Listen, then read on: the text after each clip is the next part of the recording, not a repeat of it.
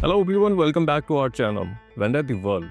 Number of H1B visa approved for Indian companies plumps. A new analysis from the National Foundation for American Policy reveals a dramatic collapse in H1B visa approvals for India-based outsourcing firms, marking one of the most significant changes in the program's 35-year history. In fiscal year 2025, only 3 Indian companies managed to crack the top 25 list. In fiscal year 2025, only 3 Indian companies managed to crack the top 25 list of employers receiving approvals for initial new H1B workers compared to years when Indian firms proudly dominated the ranking. For dominance to near absence, the numbers tell the story.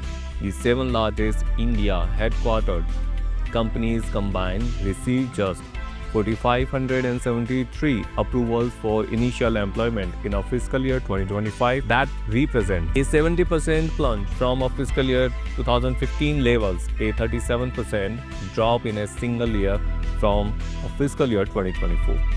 10 years ago, companies like Infosys, TCS, and Wipro regularly secure tens of thousands of new H1B slots annually. Today, American tech giants Amazon, Microsoft, Google, Meta, Tesla, and Apple have seized the overwhelming majority of the limited 85,000 annual visas, 65,000 regular plus 20,000 advanced degree exam. Why Indian firms no longer need a mass H1B volume? NFAP Executive Director Stuart Anderson explains the transformation bluntly.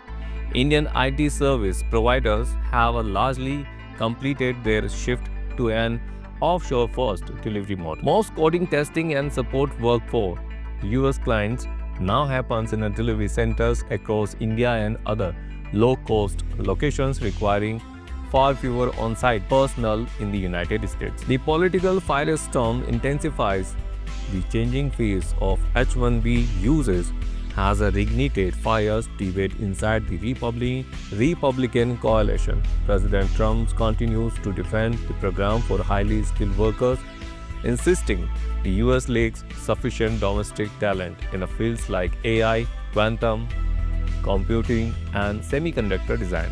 Yet hardline America First voices, including some of his most loyal supporters, denounced the visas as a modern, indentured labor that suppresses wages and displaces citizens.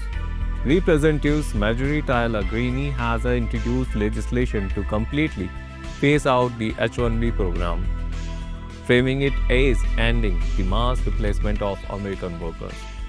Her bill underscored a deepening rift within the GOP between business-oriented free marketers and immigration restrictions. Inside the fiscal year 2025 data, who is actually getting the visas? 28,277 different employers received at least one new H1B approval.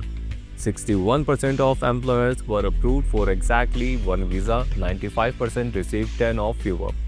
More than half of all new approvals went to companies hiring 15 or fewer H1B workers. 72% of approvals were concentrated among employers with 100 or fewer new potential.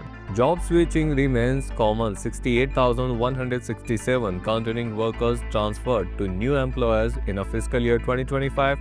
Denial rates for initial potential stayed low, 2.8%, a far cry from the 24% peak seen in a fiscal year 2018 during Trump's first term. Looming threats, sky-high fees, and possible abolition. The administration has floated a controversial $1 lakh filing fee for new H1B potential, with crave out for certain categories. Business groups led by the U.S. Chamber of Commerce have sued, arguing the fee is illegal and would cripple competitiveness.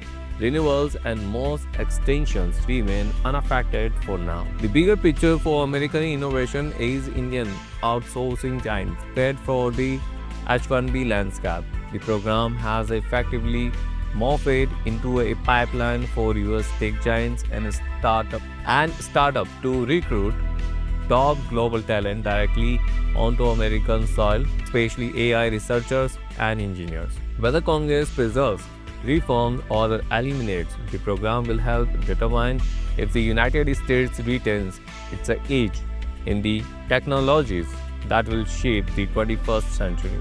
That's all for today. Please hit like and subscribe, and don't forget to push the notification bell for an upcoming video. See you later in the next video. Till then, take care.